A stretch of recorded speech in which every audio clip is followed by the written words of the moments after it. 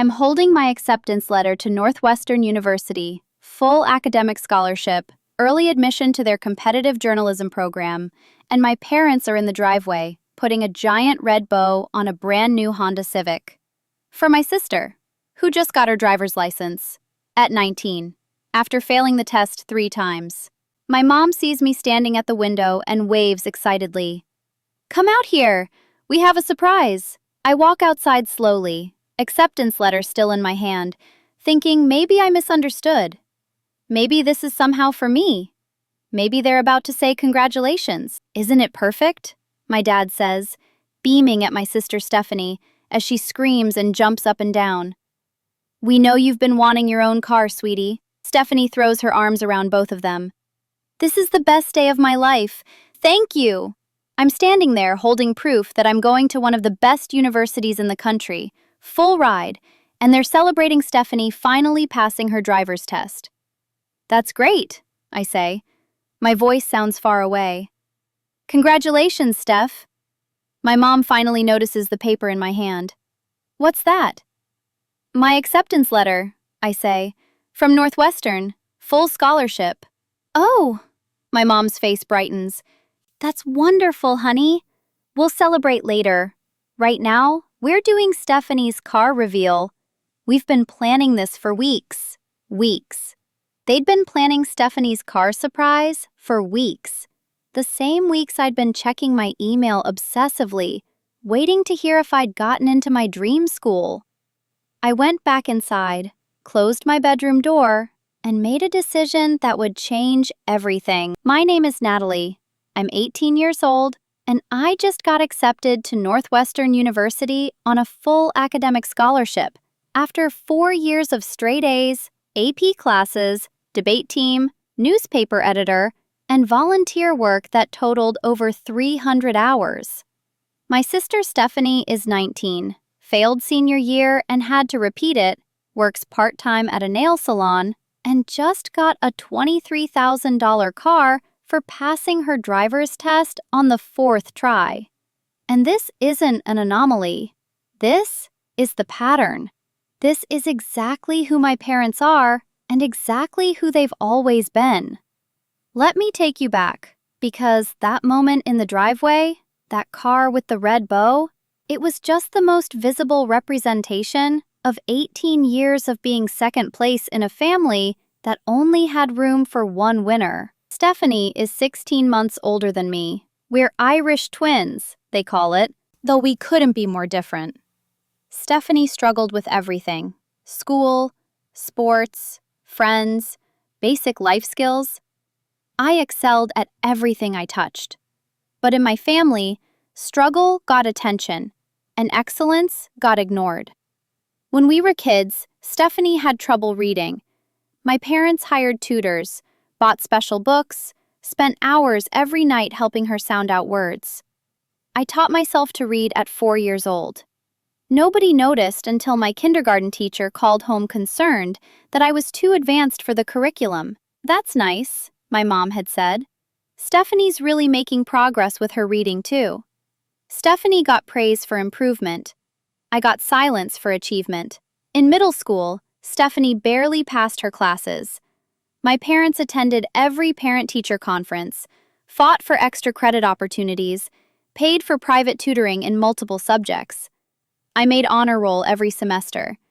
My parents went to one conference in 3 years, and that was only because Stephanie's was on the same day. High school was when the disparity became impossible to ignore.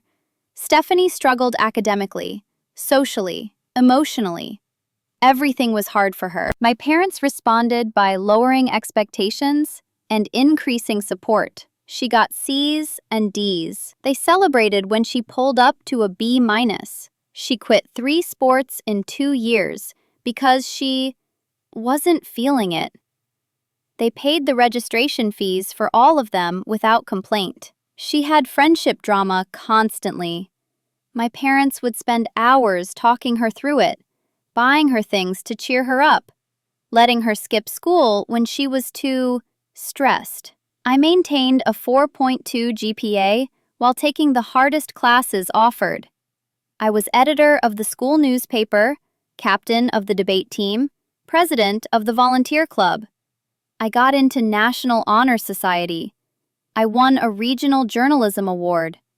My parents came to one debate tournament in 4 years, 0 newspaper events. They didn't attend my NHS induction ceremony because Stephanie had a bad day and needed them home. "You're so independent," my mom would say. "We never have to worry about you. We don't have to pay attention to you." The financial disparity was even worse. Stephanie crashed her mom's car junior year, texting while driving. My parents bought her a newer, safer car. When I asked if I could have the old car once I got my license, they said they'd already donated it. Stephanie wanted to go to cosmetology school after barely graduating high school. The program cost $18,000. My parents paid for all of it up front. She went for 6 months and quit because it was too much standing. I applied to colleges with the understanding that I was on my own financially. My parents had spent their college savings on Stephanie's cosmetology school that she quit. They told me I was smart enough to get scholarships, so I did. I applied to 12 schools. I got into 10. I got scholarship offers from 8. I chose Northwestern because it was the best journalism program in the country, and they offered me a full academic scholarship, tuition, room, board, books, everything. It was the result of 4 years of relentless work, of sacrificing social life and sleep and teenage fun to build a resume that would get me out of this house and into a future I built myself. And the day I got my acceptance letter, my parents bought Stephanie a car. That night, after Stephanie had driven her new car around the neighborhood 6 times and posted 40 photos on Instagram, my parents ordered pizza to celebrate. "This is such a great day," my mom said, scrolling through Stephanie's photos. "Our baby has her own car." "And Natalie got into Northwestern," my dad added, almost as an afterthought. "On a full scholarship. That's really impressive, honey." "Thanks," I said. "Where's Northwestern?" Stephanie asked. "Chicago area," I said. "That's far," my mom said, frowning. "Are you sure you want to go that far away? It's one of the best journalism schools in the country, but there are good schools closer to home," my dad said. "What about state? You could commute, save money on housing." I stared at him. "I have a full scholarship. Housing is included." "Still," my mom said, "it seems unnecessary to go so far when there are perfectly good options here." Stephanie was barely paying attention, scrolling through more comments on her car photos. "This is so cool. Madison said she's jealous." "You deserve it, sweetheart," my dad said to her. "You worked so hard for that license. 4 tries to pass a basic driving test, got a new car, and endless praise. 4 years of perfect grades and a full scholarship to a prestigious university got concerns about distance." I went to my room and did something I'd been avoiding because it felt petty and small and like something I shouldn't need. I called my Aunt Laura, my mom's sister. Aunt Laura had always been different. She saw things clearly. She'd commented before on how my parents treated Stephanie and me differently, but she'd learned to keep quiet because my mom got defensive. "Natalie?" she answered. "Everything okay?" "I got into Northwestern," I said. "Full scholarship." "What? That's incredible! Congratulations! When did you find out?" "This morning. I just got the letter.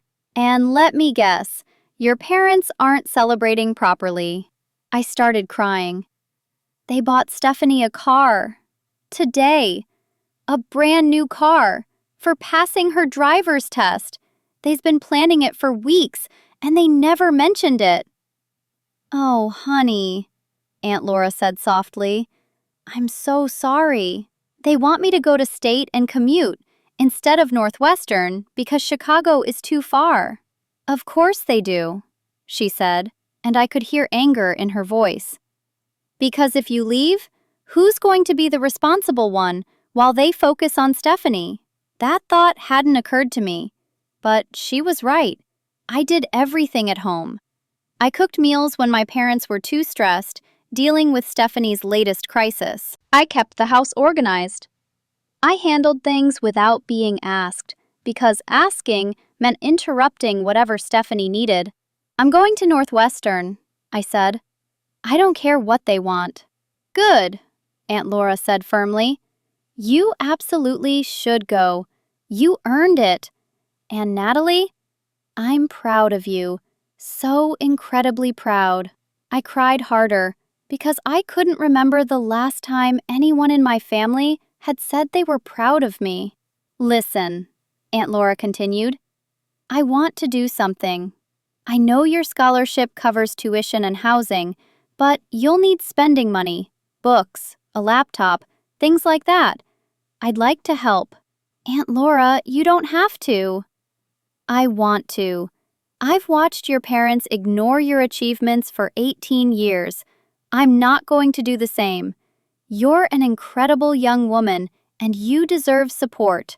Real support, not just words. She sent me $3,000 to help me start college, to buy what I needed, to have a cushion for emergencies.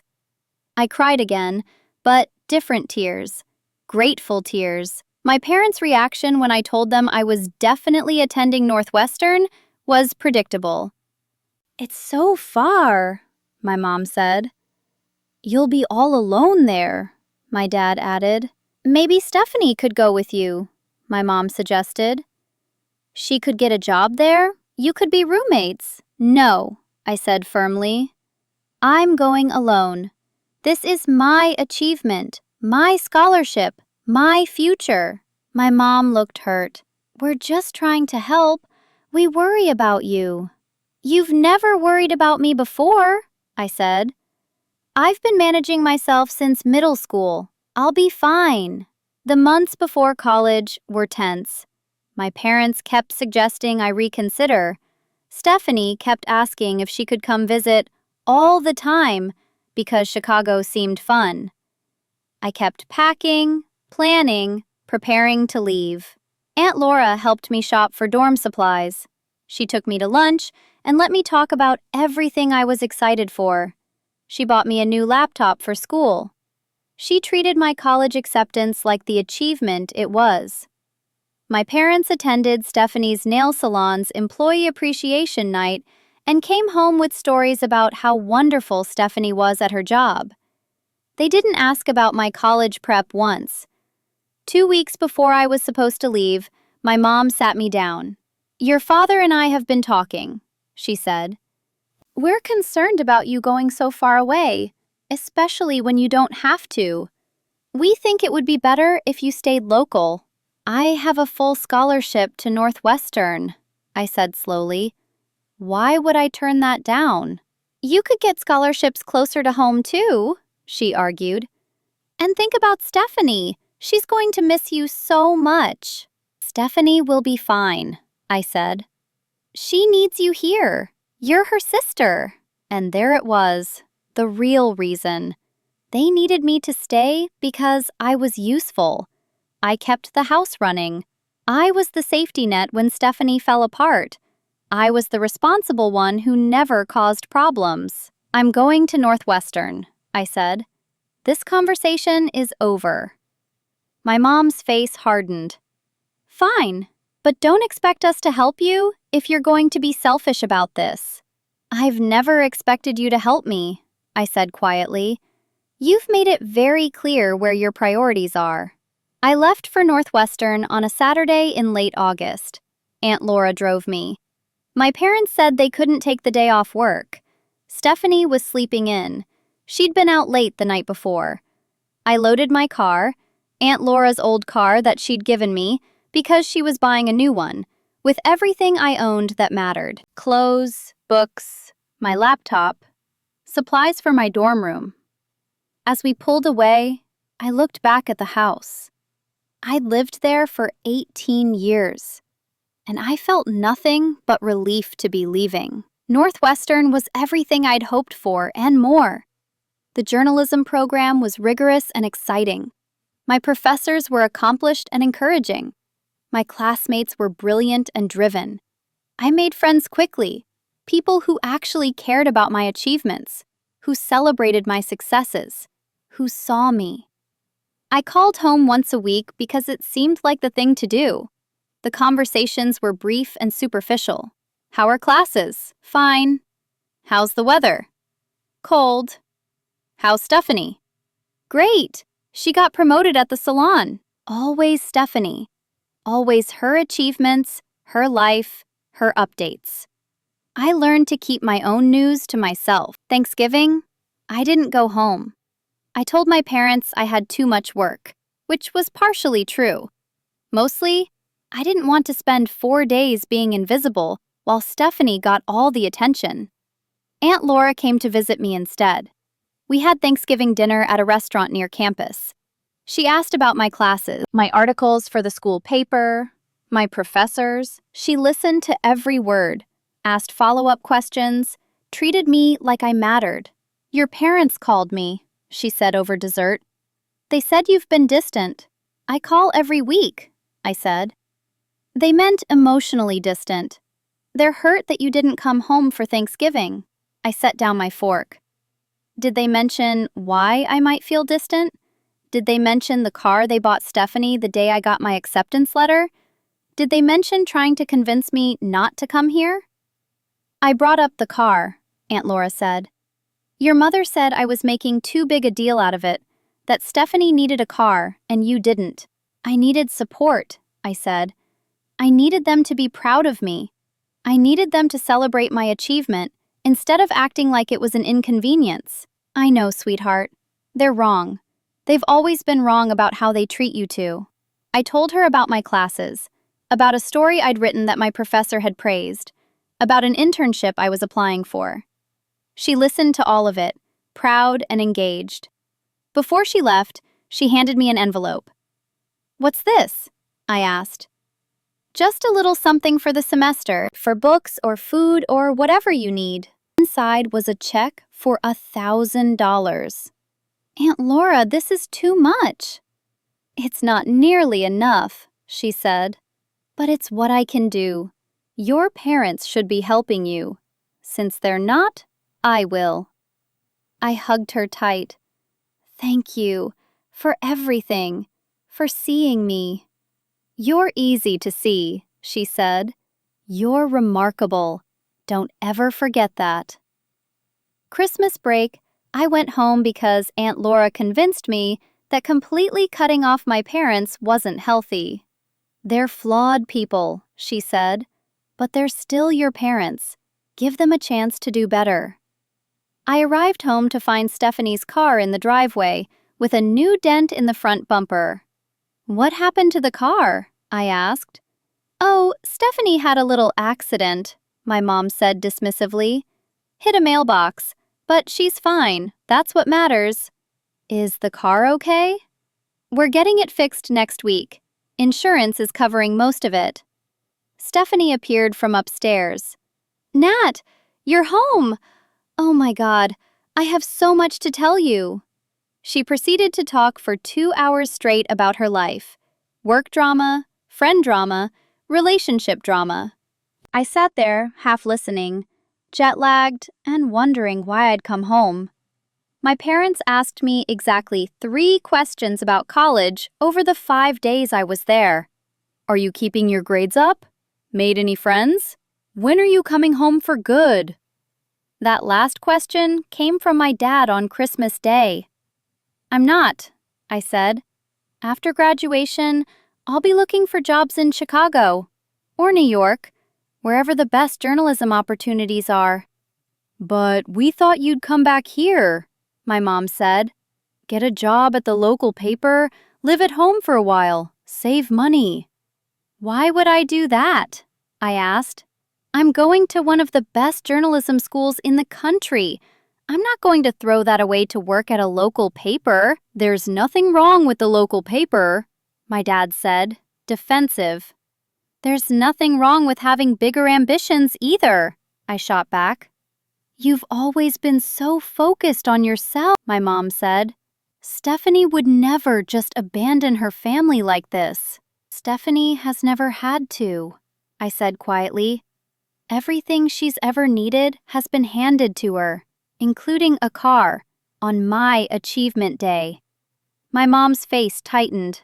We've discussed this. That was coincidence. The car had been planned for weeks. Exactly, I said. You spent weeks planning her gift, but couldn't be bothered to celebrate my full scholarship to Northwestern. We said congratulations, my dad said. You said it was too far away and I should go to state instead. The rest of Christmas break was tense. I left 2 days early, claiming I had work to do for next semester.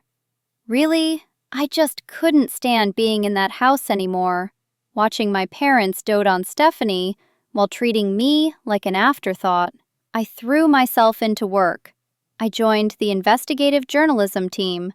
I started working on longer-form pieces. I applied for competitive summer internships. In March, I got an email that changed everything. I'd been selected for a prestigious summer internship at a major newspaper in New York. Paid, competitive, the kind of opportunity that could launch a career. I called Aunt Laura first. "That's incredible!" she screamed. "Oh my God, Natalie, this is huge!"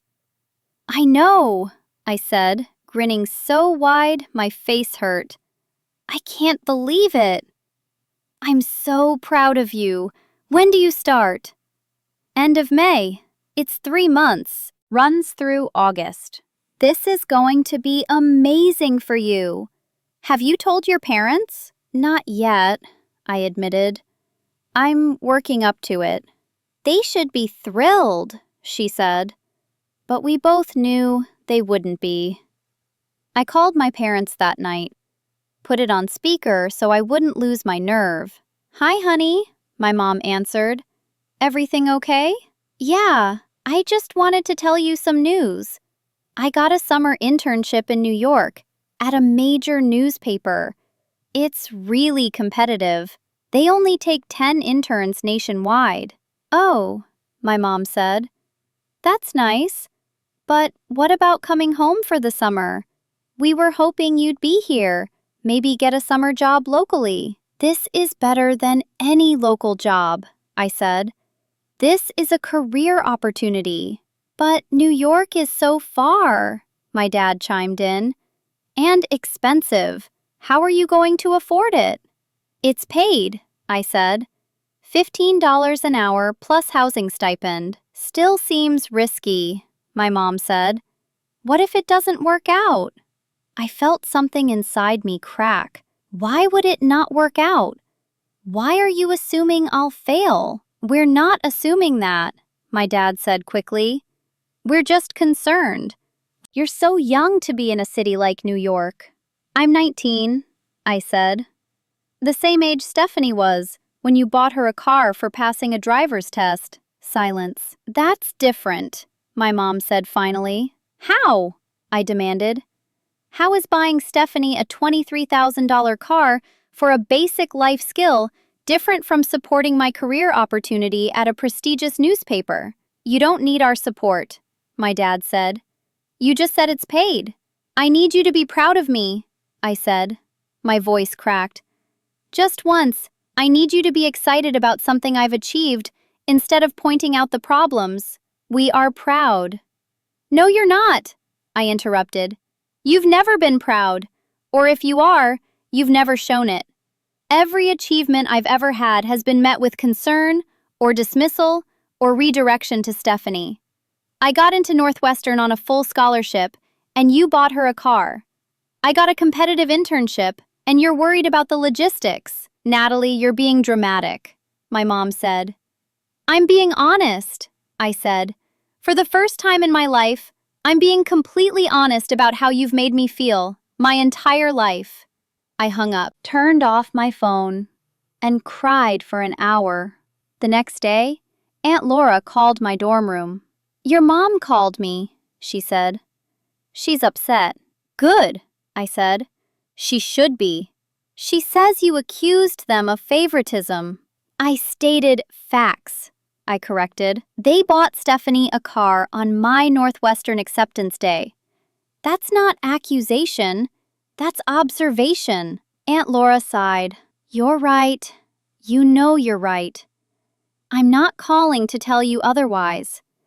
I'm calling to tell you that I'm proud of you. That internship is incredible, and you earned it. Thank you, I whispered. And I want to help you with New York, she continued. I know the stipend will cover basics, but cities are expensive. I want to make sure you have enough to actually enjoy the summer, not just survive it. You've already given me so much. And I'll give more, she said firmly, because that's what family does. Real family. They support your dreams. They celebrate your success. They help you reach your potential. She sent me $5,000 for the summer. $5,000 so I could focus on my internship without worrying about money. So I could say yes to opportunities, so I could build my career. My parents sent nothing. Not money, not congratulations, not even another phone call. The internship in New York was transformative. I worked on real stories, learned from experienced journalists, built connections that would matter for my career. I got a byline in the paper. I impressed my editors. And at the end of summer, they offered me a job. A real, full-time position starting after graduation. $45,000 a year with benefits and a path to advancement. I called Aunt Laura, sobbing with joy. She booked a flight to New York immediately and took me to dinner to celebrate. This is it, I said. This is everything I've worked for. You did this, she said. All of it. Your hard work, your talent, your determination. This is all you. I called my parents from Aunt Laura's hotel room, her sitting beside me for support. I got a job offer, I said when my mom answered. From the paper where I've been interning. Full-time position starting after graduation. In New York? My mom asked. Yes, in New York. So you're really not coming home? No, I said. I'm not. I'm building my career here. I heard her sigh. Well, I suppose if that's what you want. We were hoping you'd be closer, but you've always been independent. Independent. That word again. The word they used to justify me. How's Stephanie? I asked, because I knew that's where the conversation would go anyway. Oh, she's good. My mom's voice brightened immediately. She's been promoted to assistant manager at the salon, and she's dating someone new. He seems really nice. That's great, I said automatically. We're so proud of her. My dad added. He'd picked up the other line. She's really finding her way. They were so proud of her for getting promoted at a nail salon, but my job offer at a major newspaper, something I'd worked toward for years, got an, I suppose if that's what you want. I have to go, I said. Lots to do before I head back to school. After I hung up, Aunt Laura looked at me. You okay? Yeah, I said. And surprisingly, I was. I stopped expecting them to change. This is who they are. But it doesn't matter anymore, because I have you. And I have this opportunity, and I have a future I built myself. That's my girl, she said, squeezing my hand. Senior year at Northwestern flew by. I took my hardest classes, worked on my senior thesis, prepared for my move to New York. I went home for Christmas, but only stayed 3 days. I didn't go home for spring break. My parents called occasionally, but we had little to say to each other. They'd update me on Stephanie's life. I'd give minimal information about mine. The calls got shorter and less frequent. Aunt Laura came to my graduation, flew in from across the country, stayed for the whole weekend, cheered louder than anyone when I walked across the stage. My parents didn't come. Stephanie had a salon event that weekend and needed their support. I'd expected it. Almost. Part of me had held out hope that maybe, just maybe, they'd show up for this one thing. But they didn't. Aunt Laura saw the disappointment on my face, even though I tried to hide it. "Their loss," she said firmly. "They're missing out on an incredible young woman. That's on them, not you." After graduation, I moved to New York, started my job, found an apartment with 2 roommates, began my adult life in a city that felt more like home than the house I'd grown up in ever had. 6 months into my job, I wrote an investigative piece that got picked up nationally. It was about financial fraud in small businesses. Months of research, interviews, document review. It ran on the front page and got significant attention. I won an award for it, a Regional Journalism Award for investigative reporting. At 22, I was the youngest person to win in the category. The award ceremony was in Washington, D.C. I invited Aunt Laura. She flew out immediately, proud as could be. I didn't tell my parents about it. What was the point? But someone else did. A family friend saw the article, saw the award announcement, posted about it on Facebook congratulating me. My parents saw it. My mom called. "We saw that you won an award," she said. "For journalism." "Yes," I said shortly. "Why didn't you tell us?" "Why would I asked. "You've never cared about my achievements before. You didn't even come to my college graduation." "That's not fair," my mom said. "Stephanie needed us that weekend." "Stephanie always needs you," I interrupted. "For everything. For basic life tasks that she should be able to handle at 23 years old. And you always choose her." So I stopped telling you about my life because I got tired of it not mattering. "Of course it matters," my dad chimed in. "You're our daughter." "Then act like it," I said. "Show up. Be proud. Celebrate my achievements the way you celebrate Stephanie's. Treat me like I matter as much as she does." "We do." "No, you don't," I said. "And I have proof." Over the next hour, I laid it all out for them. Every disparity I could remember. The car versus the acceptance letter. The financial support for Stephanie versus the loans for me. The attention, the celebration, the basic acknowledgement of existence. I'd been documenting it mentally for years. Now I gave them the full accounting. When I finished, there was a long silence. "We didn't realize," my mom said finally, her voice small. "Yes, you did," I said. "You just didn't care. Or you cared more about Stephanie than about being fair. She needed more help." "Everyone needs help," I said. "I needed help too. I needed parents who showed up, who celebrated me, who supported my dreams instead of questioning them. I built everything I have despite you, not because of you. And I'm done pretending that's okay." Another silence. Then my dad. "What do you want from us?" "Nothing," I said. "I don't want anything from you anymore. I just wanted you to know that I see what you did. I understand who you are. And I'm choosing to build my life without you in it." "You're cutting us off?" My mom's voice broke. "I'm protecting myself," I corrected, "from parents who will always choose my sister over me, who will always minimize my achievements, who couldn't even be bothered to come to my college graduation." Stephanie needed to learn to manage without you," I interrupted. "But let her. You've infantilized her to the point where she's 23 and can't handle a single weekend without parental support. You've done her no favors, and you've done me nothing but harm." I hung up, blocked their numbers, and felt a weight lift that I didn't even know I'd been carrying. Aunt Laura took me to dinner that night. I told her everything. "I'm proud of you," she said, "for standing up for yourself, for demanding to be valued." Was I too harsh? I asked. No, she said firmly. You were honest. Finally. They needed to hear it. I don't think they'll change. Probably not, she agreed. But now they know.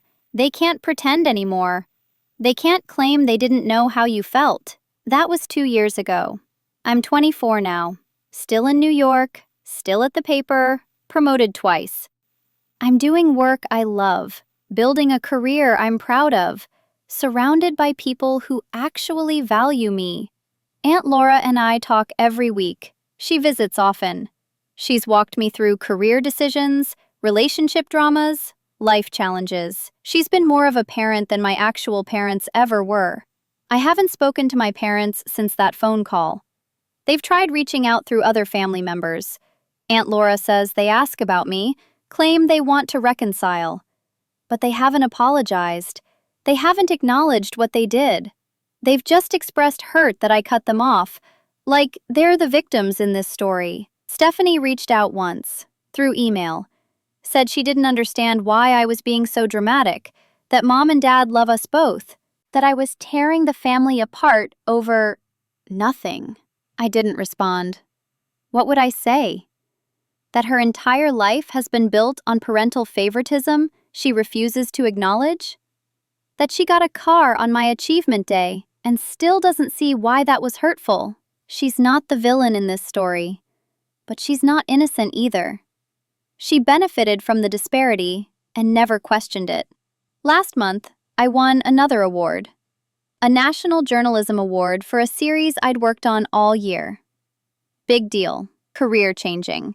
Aunt Laura flew to New York for the ceremony, sat front row, cheered when I went on stage, cried during my acceptance speech. My parents weren't there. I didn't invite them. Didn't tell them it was happening. They found out anyway. It was publicized. My mom sent me a text. Congratulations on the award. We're very proud. I deleted it. Because very proud doesn't mean anything when it comes 2 years late, and only after public recognition forced them to acknowledge me. Very proud doesn't erase 18 years of favoritism. Very proud doesn't make up for missing my college graduation, or questioning my internship, or buying my sister a car on my Northwestern acceptance day. People sometimes ask if I regret cutting them off, if I miss having parents. The answer is complicated. I miss having the parents I wish I'd had. I miss the idea of parental support and unconditional love. But I don't miss my actual parents, because they never gave me those things anyway. What I gained by walking away was peace. Freedom from constantly seeking approval I'd never receive. Freedom from minimizing my achievements to Stephanie's seem bigger. Freedom from the hope that maybe this time they'd choose me. And I gained clarity about what family really means. It's not just blood. It's choosing to show up. It's celebrating success. It's offering support. It's seeing someone fully and loving them anyway. Aunt Laura is my family. My friends in New York are my family. My mentors at work are my family. These are the people who've invested in me, believed in me, celebrated me. My parents had 18 years to be family to me. They chose Stephanie instead, over and over and over. I turned the tables on them, not with revenge or vindictiveness, but with something simpler and more powerful. I chose myself. I chose my career, my future, my peace. I chose to surround myself with people who actually value me, and I stopped giving them the power to make me feel worthless. That's the lesson here. You can't force people to see your value. You can't earn love that's conditional on being less successful than your sibling. You can't make parents who've decided you're the easy one suddenly realize you need support too. But you can choose differently. You can choose to invest in relationships with people who do see you. You can choose to celebrate your own achievements when others won't. You can choose to walk away from toxicity, even when it's wrapped in the word family. My parents gave my sister a car on my college acceptance day.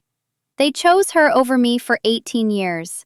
They missed every important moment because they were busy handling Stephanie's latest crisis. So I turned the tables by building a life so successful, so fulfilling, so completely mine, that their approval stopped mattering. I won. Not because I hurt them or made them suffer, but because I refused to let their neglect define me. Because I proved that I could thrive without them.